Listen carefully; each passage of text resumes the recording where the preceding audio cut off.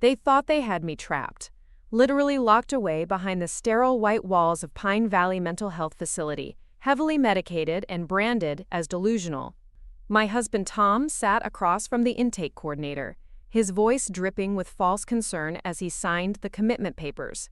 His sister Kate stood beside him, playing the role of the worried family member, dabbing at crocodile tears with a tissue. What they didn't know was that every word, every lie, every manipulation had been carefully documented. While they celebrated what they thought was my final defeat, I was 3 steps ahead, building a case that would bring their entire world crashing down.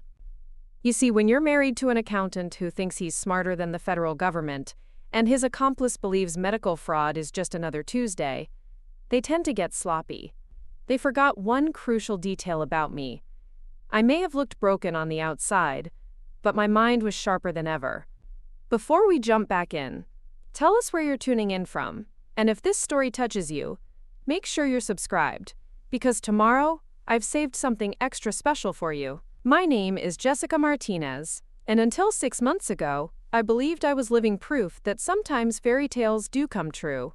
For 12 years, I thought I had built the perfect life in the affluent Cherry Creek neighborhood of Denver, Colorado. Our 2-story colonial house with its manicured lawn and white picket fence looked like something straight out of a magazine. Inside, family photos lined the hallways, capturing years of birthday parties, holiday celebrations, and vacation memories that seemed to tell the story of a genuinely happy family. Tom Martinez had been my college sweetheart, the kind of man who opened doors, remembered anniversaries, and never failed to bring me flowers on the first day of spring. He owned Martinez and Associates, a prestigious accounting firm that catered to Denver's elite clientele. Oil executives, real estate moguls, and established families trusted him with their financial secrets, and he had built a reputation for discretion and expertise that made our comfortable lifestyle possible. Our daughter Mia was 15, a bright and spirited teenager who had inherited Tom's analytical mind and what I hoped was my compassionate heart. She excelled in school, played violin in the orchestra, and had dreams of attending Stanford University to study environmental science. Every morning I would watch her rush down the stairs, backpack slung over her shoulder, and kiss both Tom and me goodbye before heading off to Denver Academy. Those moments felt like small treasures, ordinary yet precious in their consistency. But the person I trusted most in our family circle wasn't Tom or even Mia. It was Kate Martinez, Tom's younger sister, who had become far more than just my sister-in-law over the years. Kate was 32, 3 years younger than me, with the kind of effortless beauty that turned heads wherever she went. Her auburn hair always fell in perfect waves, and she had mastered the art of looking put together whether she was in yoga clothes or evening wear. She worked as a freelance bookkeeper, which gave her the flexibility to be available whenever our family needed her. Kate had been part of our lives since Tom and I started dating in college. She was the maid of honor at our wedding, the first person I called when Mia took her first steps, and the shoulder I cried on during the difficult miscarriage I had when Mia was 8. She knew every detail of my life, from my favorite coffee order at the local cafe to my deepest insecurities about whether I was pretty enough, smart enough, or interesting enough for someone like Tom. Over the years, Kate had become more than family. She was my closest confidant and dearest friend. We spent countless hours together, shopping at Cherry Creek Mall, trying new restaurants in downtown Denver, or simply sitting on my back patio sharing wine and talking about everything from world events to our most personal fears. She was the person I called when I needed advice about parenting Mia through her awkward middle school years, and she was equally comfortable discussing my marriage troubles when Tom and I went through a rough patch after his father's death. Kate seemed to genuinely love being Aunt Kate to Mia. She never missed a school performance, birthday party, or important milestone. She taught Mia how to apply makeup, took her shopping for her first formal dress, and served as the cool aunt who could talk to her about boys and friendship drama when Mia felt too embarrassed to discuss those topics with me. During summer breaks, Kate would often take Mia on weekend adventures to Boulder or Colorado Springs, giving Tom and me some much-needed alone time while creating special memories with her niece. Tom absolutely adored his sister, which I found endearing rather than concerning. He had raised Kate after their parents died in a car accident when she was 16 and he was 23. He put her through college, helped her get established in her career, and still treated her with the protective care of an older brother who had stepped into a parental role. Family dinners at our house always included Kate, and major holidays were unthinkable without her presence. She had her own key to our house and treated it like her second home, which I encouraged because I genuinely enjoyed her company. The three of us made decisions together about everything from vacation destinations to major purchases for the house. When Tom wanted to renovate the kitchen, Kate and I spent weeks looking at design magazines and visiting showrooms together.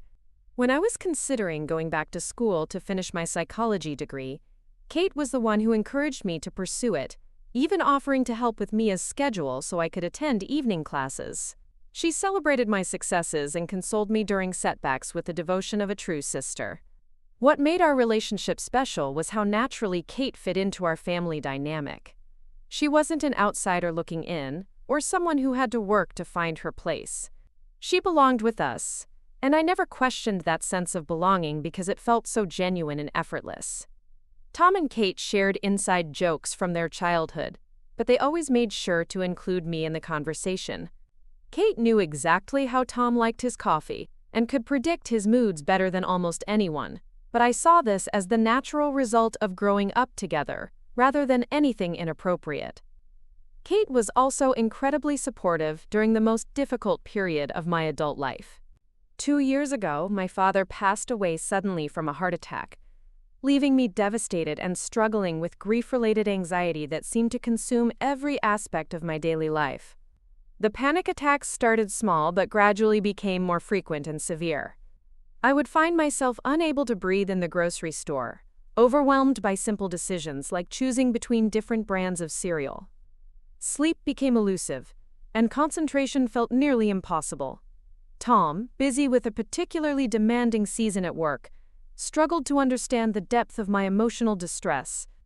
He was patient but practical, suggesting that I simply needed to keep busy and focus on positive thoughts. Kate, however, seemed to intuitively understand what I was going through. She would show up at my house on my worst days, bringing takeout dinner and staying to help with household tasks that felt overwhelming.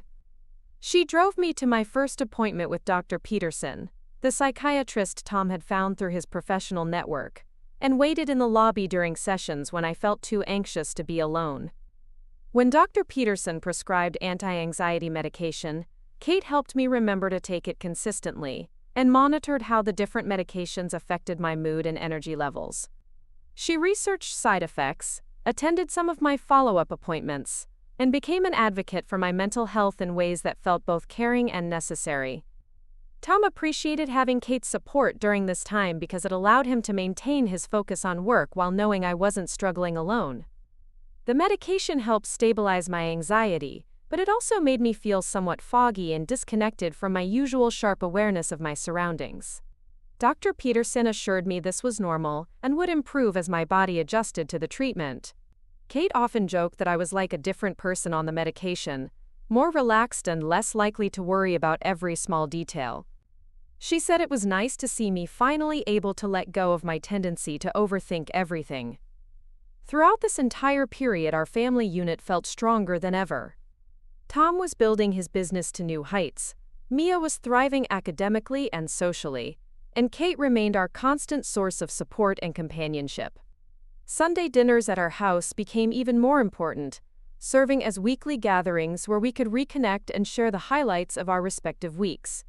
Kate would bring wine and flowers, Tom would grill whatever was fresh at the farmer's market, and Mia would update us on her school projects and social activities. These dinners often extended late into the evening, with the four of us playing board games or watching movies together. Kate and Tom would reminisce about their childhood, sharing stories that made Mia laugh and helped her understand her family history. Preparing and narrating this story took us a lot of time, so if you are enjoying it, subscribe to our channel. It means a lot to us. Now back to the story.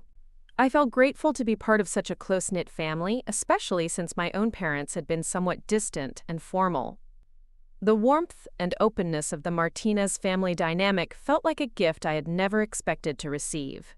Kate's presence in our lives also gave me the freedom to maintain some independence and pursue personal interests. When I wanted to take a weekend trip to visit college friends in Santa Fe, Kate would stay with Mia, handling everything from meal preparation to transportation to school activities. When Tom and I decided to take our first vacation alone in years, a long weekend in Napa Valley for our wedding anniversary, Kate eagerly volunteered to serve as Mia's primary caregiver, treating it like a fun sleepover rather than a burden. Our home felt like the center of our extended family universe, and I took pride in creating an environment where everyone felt welcome and comfortable. The living room was decorated with family photos spanning generations, comfortable furniture that invited long conversations, and small touches that reflected each of our personalities. Tom's study was filled with financial journals and awards from professional organizations.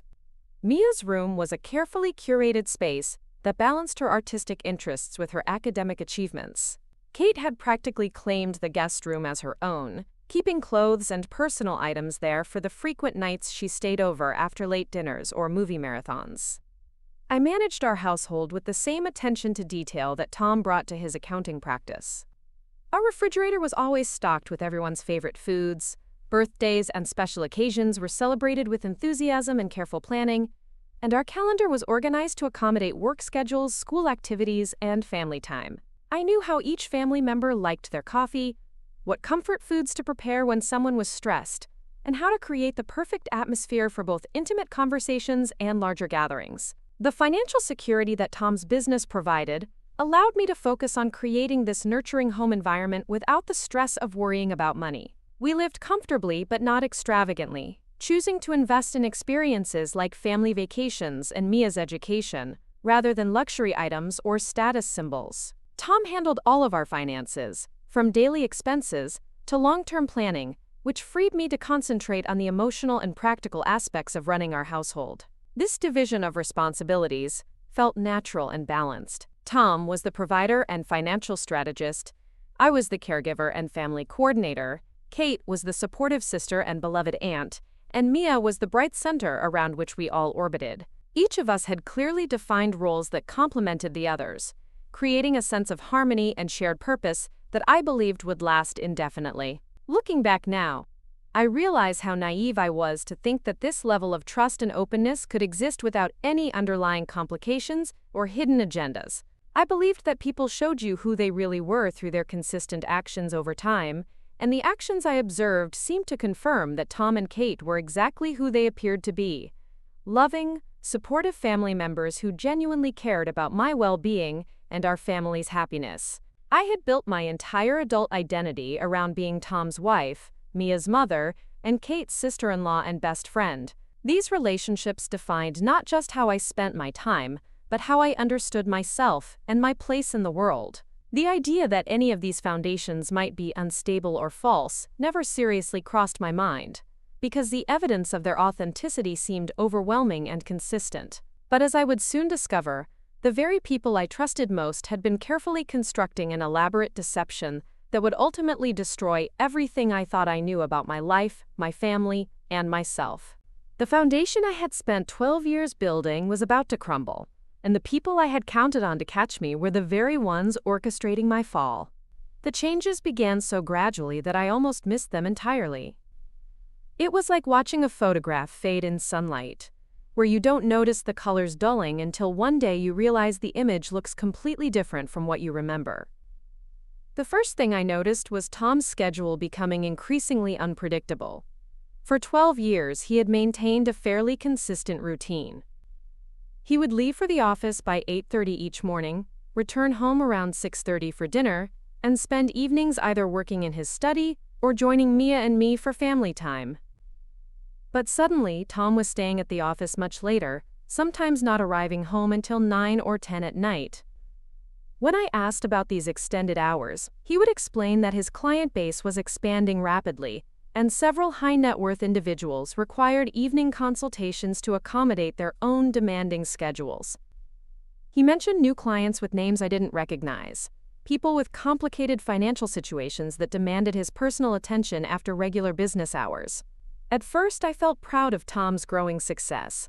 His reputation in Denver's financial community had always been stellar, and it made sense that word-of-mouth referrals would lead to increased demand for his services. I would prepare dinner and keep his portion warm, sometimes eating with Mia, and then reheating everything when Tom finally came home. He always seemed genuinely exhausted during these late arrivals, kissing me hello and apologizing for missing another family dinner. What struck me as odd, though, was that Kate seemed to know about Tom's schedule changes before I did.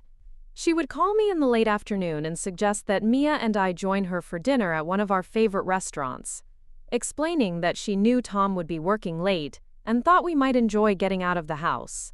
When I asked how she knew about Tom's evening appointments, she would laugh and say that Tom had mentioned it to her when they talked earlier in the day. I started paying closer attention to these conversations between Tom and Kate, not because I suspected anything inappropriate, but because I felt left out of the communication loop in my own household. It seemed strange that Tom would remember to inform Kate about his schedule changes, but would forget to give me the same information until he was already walking out the door. When I mentioned this to Tom, he looked genuinely surprised and apologetic, explaining that he had called Kate to cancel lunch plans they had made and simply forgot to call me afterward. The explanation made perfect sense, but something about the frequency of these miscommunications bothered me. Kate always seemed to know when Tom would be home late, when he had weekend obligations, and when his travel schedule would take him out of town for client meetings. Meanwhile, I often found myself preparing meals for someone who wouldn't be home to eat them, or making plans that had to be canceled at the last minute, because Tom's work demands had shifted unexpectedly. Kate's own schedule seemed to be adapting to these changes, in ways that initially felt helpful, but gradually began to seem almost too convenient. She would appear at our house just as I was starting to feel overwhelmed by managing Mia's activities alone, or she would call to check on me during particularly difficult days when my anxiety felt more intense than usual. Her timing was always perfect, as if she had some internal radar for detecting when I most needed support. During one particularly challenging week when Tom was attending a financial planning conference in Phoenix, Kate practically moved into our guest room. She helped Mia with her science project, drove her to violin lessons, and made sure I remembered to take my medication on schedule. Having her there felt like a blessing, especially since the anxiety medication made me feel somewhat scattered and forgetful about daily responsibilities. But Kate's presence during Tom's absence also highlighted how much of our family's routine had come to depend on her involvement. She knew where Mia kept her school supplies, which grocery store carried the specific brand of pasta sauce Tom preferred, and how to reset the security system when it malfunctioned. She moved through our house with the familiarity of someone who belonged there, and I realized that she had gradually become integral to our daily functioning in ways I hadn't fully recognized. When Tom returned from Phoenix, he seemed genuinely grateful for Kate's help, but there was something about their reunion that felt different from typical sibling interactions. They hugged for what seemed like an unusually long time, and Kate's eyes were bright with tears as she told him how much she had missed him. Tom's response was equally emotional, and he kept thanking her for taking such good care of his family while he was away. I attributed these intensified emotions to the stress everyone had been experiencing. Tom's business demands were clearly taking a toll on him, my ongoing anxiety treatment was affecting our family dynamics, and Kate was probably feeling overwhelmed by the additional responsibilities she had taken on. It made sense that everyone's emotions would be closer to the surface during this period of adjustment. But then I started noticing smaller details that didn't quite fit the narrative I had constructed to explain away my growing unease. Kate began arriving at our house in the late afternoon, often before Tom returned from work, and she would busy herself with household tasks like organizing mail, tidying the living room, or preparing ingredients for dinner. When Tom came home, he would find everything perfectly arranged and Kate waiting to greet him with updates about how Mia and I had spent our day. These afternoon visits became so regular that Mia started referring to them as Kate's second shift, joking that Aunt Kate worked harder at our house than she did at her own job. Kate would laugh and say she enjoyed having a family to take care of, since her own apartment felt lonely and quiet. She mentioned several times that she envied the warmth and energy of our household, and that spending time with us made her feel like part of something meaningful and important. The medication I was taking for anxiety had the side effect of making me feel drowsy in the late afternoon, so I often found myself napping while Kate handled various household responsibilities. When I would wake up, everything would be completed efficiently and thoughtfully. Laundry would be folded and put away, dinner would be partially prepared, and Kate would greet me with a cup of tea and updates about anything important that had happened while I was resting. These afternoon naps became a regular part of my routine, and I felt grateful that Kate was there to ensure that our family's needs were met, even when I wasn't able to maintain my usual level of energy and attention. Dr. Peterson had explained that fatigue was a common side effect of the medication adjustment period, and that it was important for me to rest when my body needed it rather than pushing through exhaustion that could worsen my anxiety symptoms. But as the weeks went by, I began to notice that these afternoon rest periods were becoming longer and more frequent. What had started as brief 20-minute naps were extending to 2 or 3 hours of deep sleep that left me feeling disoriented and foggy when I woke up. Kate would always be there when I emerged from these extended naps, ready with gentle explanations about what I had missed, and reassurance that everything had been handled appropriately. Sometimes I would wake up with gaps in my memory about the early part of the afternoon. I would remember having lunch with Kate and starting to feel tired, but then my next clear memory would be waking up on the couch with Kate sitting nearby, reading a magazine and waiting for me to return to consciousness. When I asked what had happened during the missing time, Kate would explain that I had simply fallen into a very deep sleep, and that she had handled phone calls or visitors so I wouldn't be disturbed. The most unsettling part of these experiences was that I couldn't seem to control when they happened, or how long they lasted. I would feel perfectly alert and energetic, then suddenly be overwhelmed by drowsiness that felt different from ordinary tiredness. It was as if someone had flipped a switch in my brain, instantly transforming me from awake and engaged to barely able to keep my eyes open. When I mentioned these episodes to Dr. Peterson during my next appointment, he nodded knowingly and explained that some patients experienced what he called breakthrough fatigue during the medication adjustment period. He assured me that this was temporary and would resolve as my body became more accustomed to the treatment. In the meantime, he suggested that I continue to rest whenever I felt the need, and that I should be grateful to have such a supportive family member helping to manage my responsibilities during this challenging time. Kate's reaction to Dr. Peterson's explanation was one of relief and validation. She told me that she had been worried about the intensity of my afternoon sleep episodes, but that she felt reassured knowing that this was a recognized side effect of my treatment. She promised to continue monitoring my condition and ensuring that I was safe and comfortable during these periods of involuntary rest. What I didn't realize at the time was that Kate had been present for several of my appointments with Dr. Peterson, sitting in the waiting room and sometimes joining us for portions of the sessions when I felt too anxious to communicate clearly about my symptoms. Dr. Peterson had encouraged this family involvement, explaining that having a trusted support person present could help ensure that important information wasn't lost due to anxiety-related confusion or memory problems. Kate had taken detailed notes during these appointments, tracking my medication dosages, side effects, and overall progress in a small notebook that she carried with her whenever we went to see Dr. Peterson. She had also developed a close relationship with the office staff, who greeted her warmly and often asked about my condition when she called to schedule or reschedule appointments. This level of involvement in my medical care felt both caring and slightly overwhelming. While I appreciated Kate's dedication to my well-being, I sometimes felt as if my own voice was being overshadowed by her more articulate and organized presentation of my symptoms and needs. Kate could describe my anxiety episodes with clinical precision, while I often felt too emotional or confused to explain what I was experiencing in ways that Dr. Peterson seemed to find useful.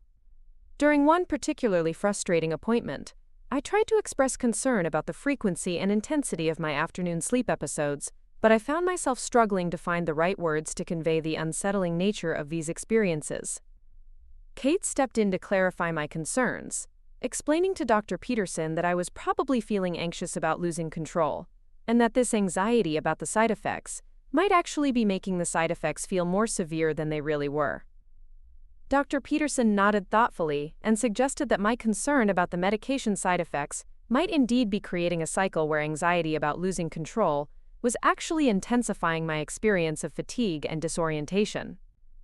He recommended that I try to approach these episodes with acceptance rather than resistance, trusting that my body was healing, and that the temporary discomfort would ultimately lead to better mental health. Kate squeezed my hand supportively and assured Dr. Peterson that she would help me maintain a positive attitude about my treatment progress.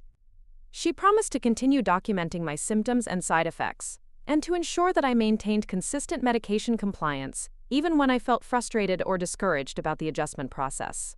After that appointment, I felt somewhat defeated and confused about my own perceptions and experiences. The people who cared about me most, including a medical professional, were telling me that my concerns about my medication effects were probably manifestations of my underlying anxiety, rather than legitimate observations about changes in my consciousness and cognitive functioning. I began to doubt my own ability to accurately assess what was happening to my body and mind.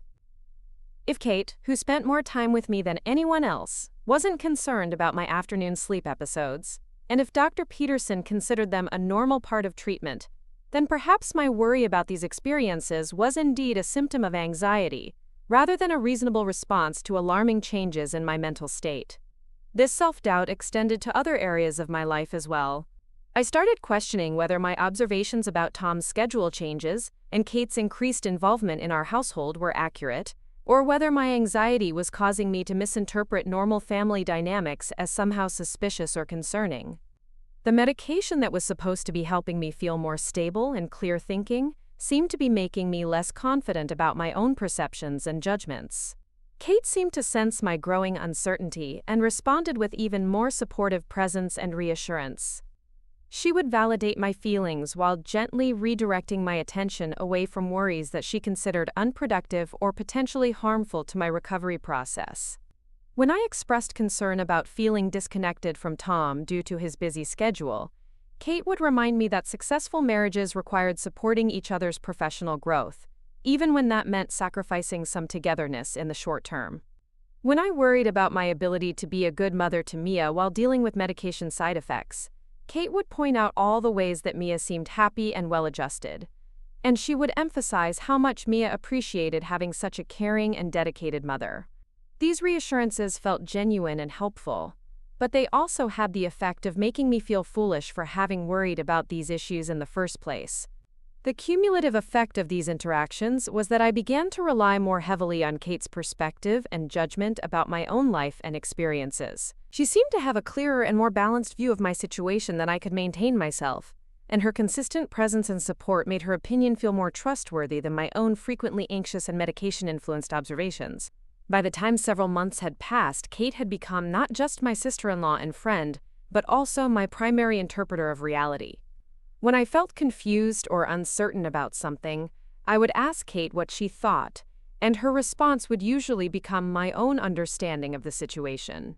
This dynamic felt safe and supportive, but it also meant that I was gradually losing confidence in my own ability to understand and navigate my life independently.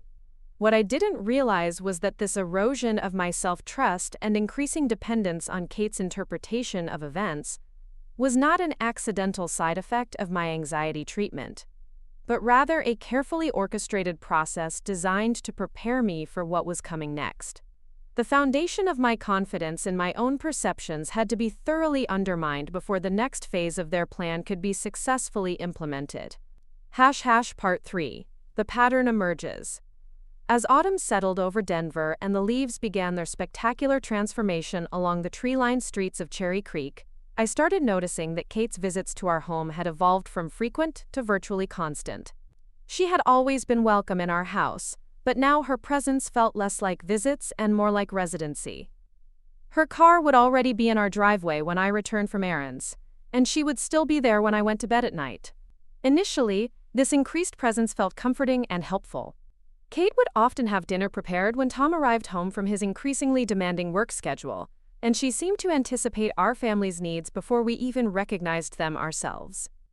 If Mia needed help with homework, Kate was there with patient explanations and encouragement. If Tom seemed stressed about a particularly challenging client situation, Kate would listen sympathetically and offer thoughtful advice based on her own bookkeeping experience. But as the days passed, I began to observe interactions between Tom and Kate that felt different from typical sibling relationships. There was an intimacy in their conversations that seemed to exclude me, even when all three of us were sitting in the same room. They would exchange glances that conveyed entire conversations, and they seemed to share an understanding about family matters that I wasn't quite privy to, despite being Tom's wife and Kate's closest friend. These moments of exclusion were subtle and brief, and they always followed the same pattern. Tom would arrive home from work looking tired and stressed, and Kate would immediately approach him with questions about his day that demonstrated a detailed knowledge of his current projects and concerns. She knew the names of his difficult clients, the deadlines he was facing, and the specific challenges he was encountering with various accounts. Her questions were more informed and specific than my own general inquiries about how his day had gone. Tom's responses to Kate's questions were equally detailed and animated. He would explain complex financial situations with the assumption that Kate would understand the technical aspects of his work, and she always did. She would offer suggestions and insights that Tom seemed to value highly, nodding thoughtfully and sometimes taking notes about points she had raised. These professional consultations would continue for 20 or 30 minutes, during which I felt like an observer rather than a participant in my own living room. When these conversations concluded, Tom would seem noticeably more relaxed and optimistic about his work challenges.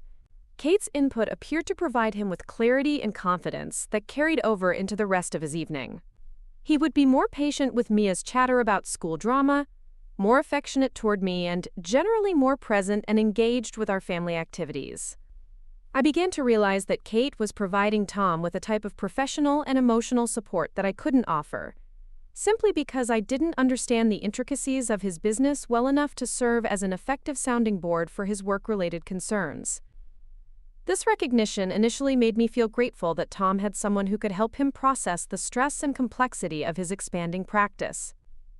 Kate's background in bookkeeping gave her the financial literacy necessary to understand Tom's challenges, and her caring investment in his success made her an ideal confidant for his professional worries.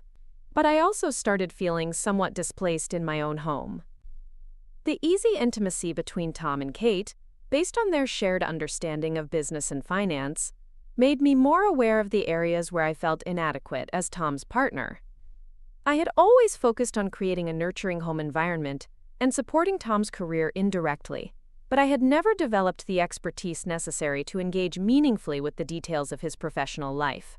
Kate seemed to recognize my feelings of exclusion and would make efforts to include me in their conversations, usually by asking Tom to explain financial concepts in simpler terms so that I could follow along.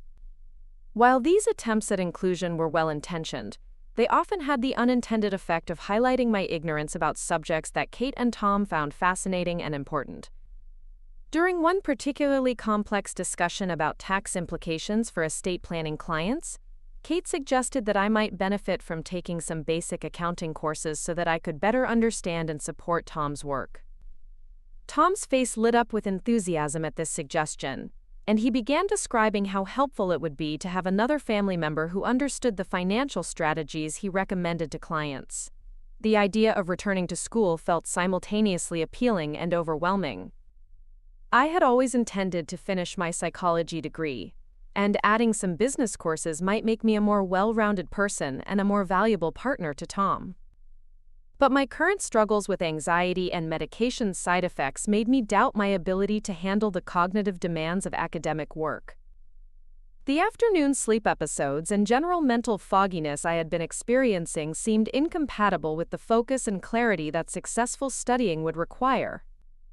Kate immediately offered to help me research program options and manage my schedule so that I could attend classes without compromising my responsibilities to Mia or my ongoing anxiety treatment.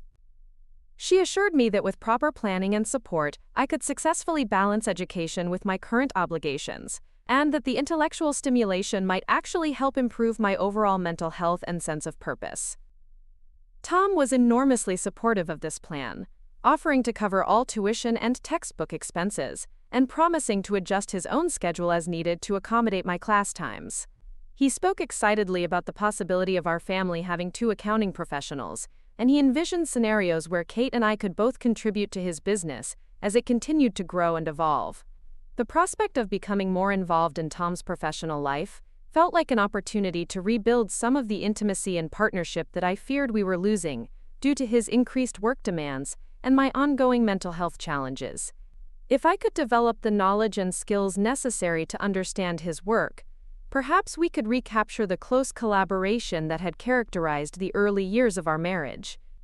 But as I began researching educational programs and considering the practical logistics of returning to school, I noticed that Kate's involvement in the planning process was becoming increasingly central and directive. She had opinions about which schools offered the best programs, which professors had the most practical experience, and which course sequences would be most beneficial for my particular goals.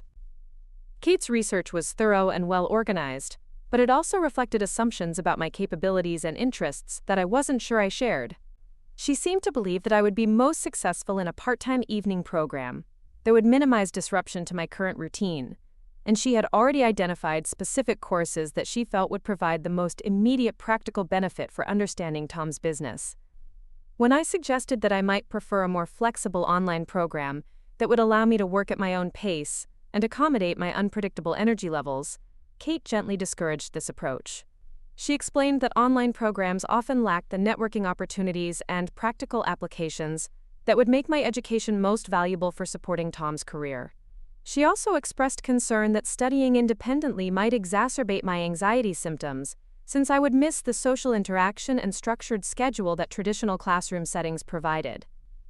Tom agreed with Kate's assessment, pointing out that her experience in bookkeeping gave her valuable insight into which educational approaches would be most practical and effective.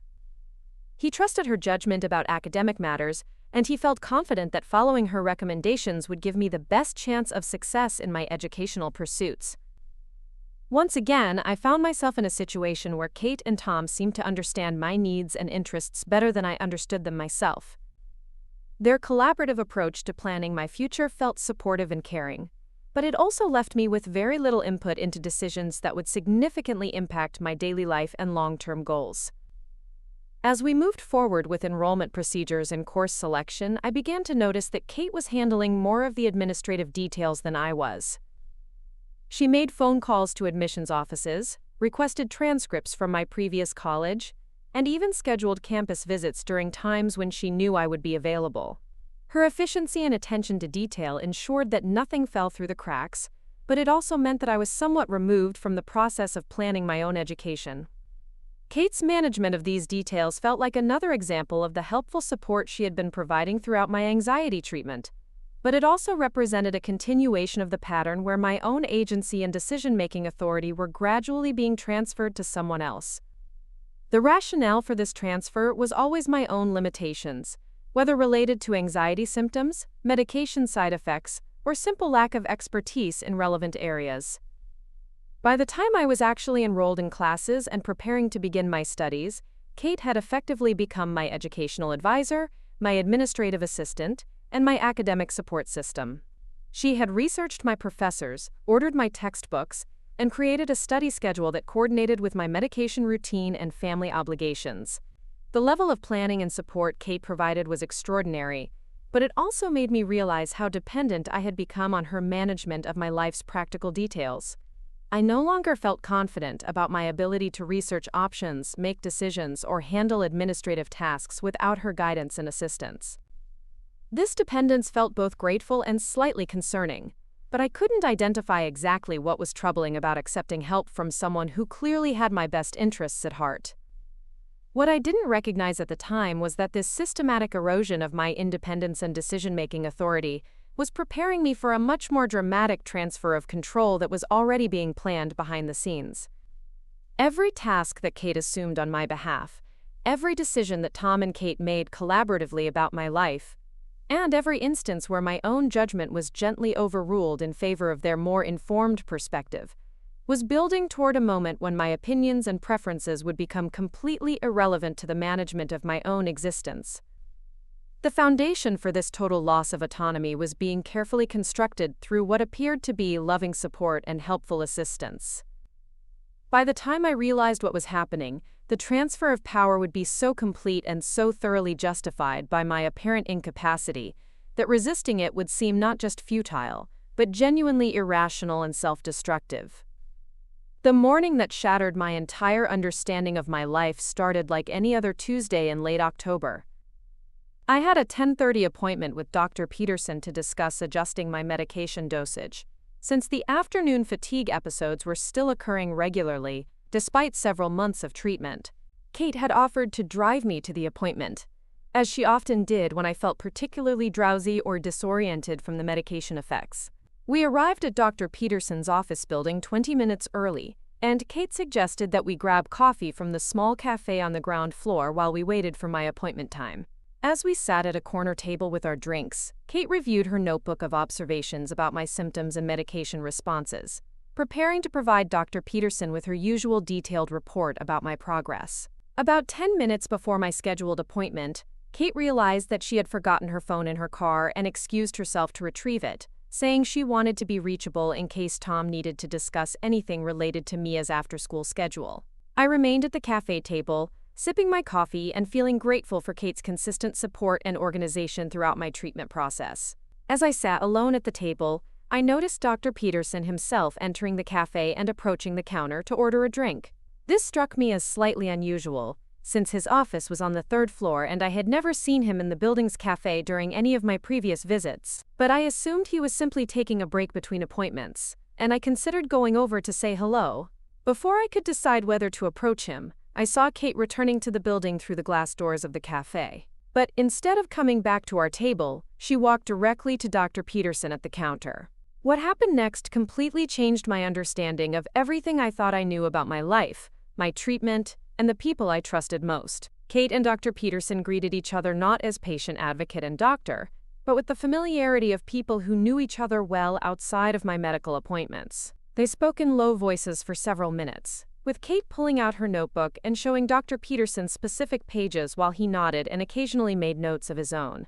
From where I sat, I could see Kate pointing to different entries in her notebook while Dr. Peterson asked questions that seemed to be about timing and dosages rather than about my emotional state or anxiety symptoms.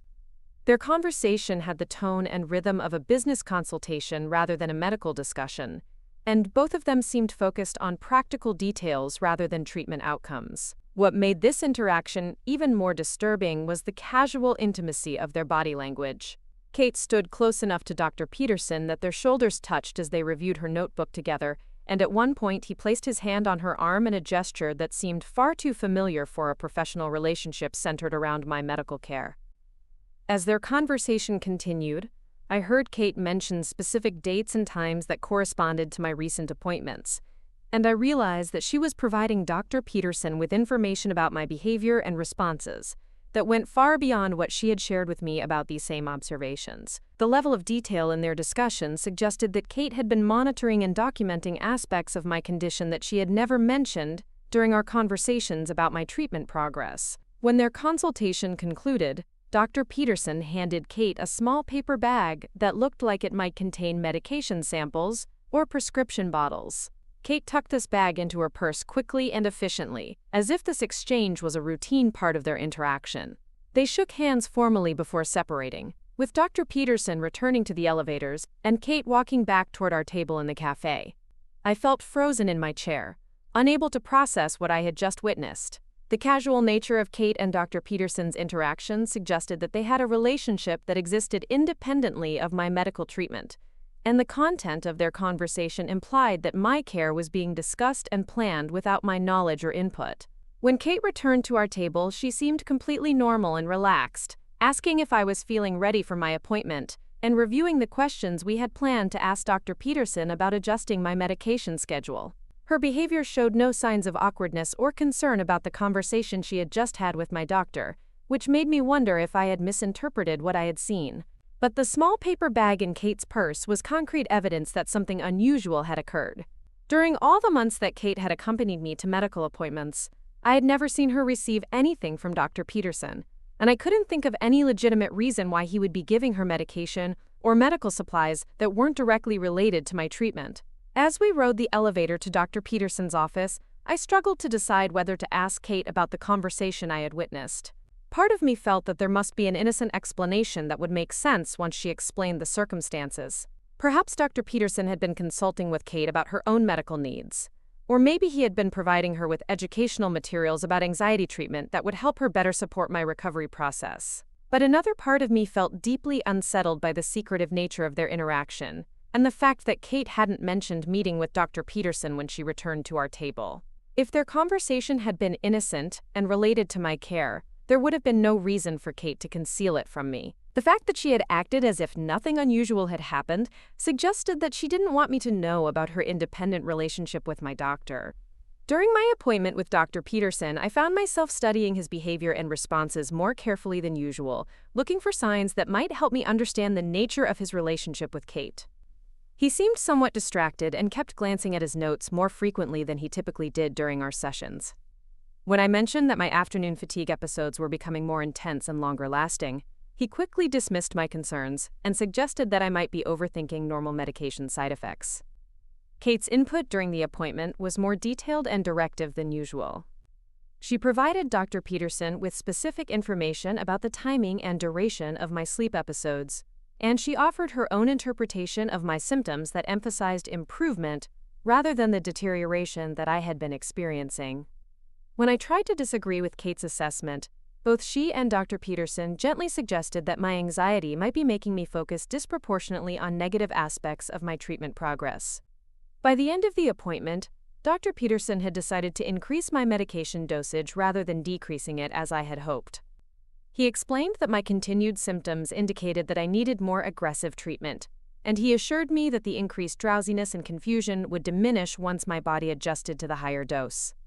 Kate expressed enthusiasm about this treatment plan, telling Dr. Peterson that she would monitor my response carefully and ensure that I maintained consistent compliance with the new medication schedule.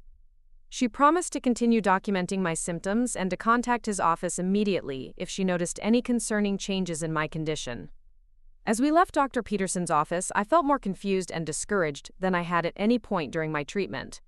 Instead of getting answers about my worsening symptoms, I was being prescribed higher doses of medication that would likely intensify the very problems I was trying to solve. And the people who were supposed to be helping me seemed more focused on their own interpretations of my condition than on my actual experiences and preferences. During the drive home, Kate chatted cheerfully about her plans to help me adjust to the new medication schedule, and she suggested modifications to my daily routine that would accommodate the increased fatigue I was likely to experience. Her tone was caring and supportive, but her assumption that I would simply accept Dr. Peterson's recommendations without question felt patronizing and dismissive of my own concerns about my treatment. When we arrived home, Kate helped me organize my new medication supplies and created a chart to track my compliance with the adjusted dosing schedule. She explained that consistency would be crucial for achieving the therapeutic benefits drive Peterson had described, and she offered to set reminders on her phone to ensure that I didn't miss any doses during the adjustment period. As Kate prepared to leave for her own apartment that evening, she hugged me goodbye and reminded me to call her immediately if I experienced any unusual symptoms or felt concerned about my response to the new medication. Her concern seemed genuine and caring, but I couldn't stop thinking about the conversation I had witnessed between her and Dr. Peterson earlier that day. That night, as I lay in bed trying to fall asleep, I found myself questioning everything I thought I understood about my medical treatment and the people who were managing it. The interaction between Kate and Dr. Peterson suggested a level of collaboration and coordination that went far beyond what I would have expected for normal patient care, and the secrecy surrounding their conversation made me wonder what other aspects of my treatment were being discussed and planned without my knowledge. For the first time since beginning treatment for my anxiety, I began to seriously consider the possibility that my increasing confusion and incapacity might not be entirely the result of my underlying mental health condition. The timing of my symptoms, the responses of my treatment team, and the growing involvement of Kate in managing every aspect of my care suddenly seemed less like coincidence and more like coordination. But even as these doubts began to form in my mind, I struggled to imagine what purpose would be served by deliberately undermining my mental clarity and independence. Kate and Tom clearly loved me and wanted what was best for me, and Dr. Peterson was a respected medical professional with no apparent motive for providing inappropriate care. The foundation of trust that had allowed me to accept help and guidance from these important people in my life made it almost impossible for me to seriously consider that their actions might be motivated by anything other than genuine concern for my well-being. But the evidence of my own eyes and experiences was becoming increasingly difficult to ignore or explain away through the lens of anxiety-distorted thinking. As I finally drifted off to sleep that night, I made a mental commitment to pay closer attention to the interactions and decisions happening around me, and to trust my own perceptions even when they contradicted the explanations and reassurances provided by people who claimed to have my best interests at heart. Up next, you've got 2 more standout stories right on your screen. If this one hit the mark, you won't want to pass these up. Just click and check them out.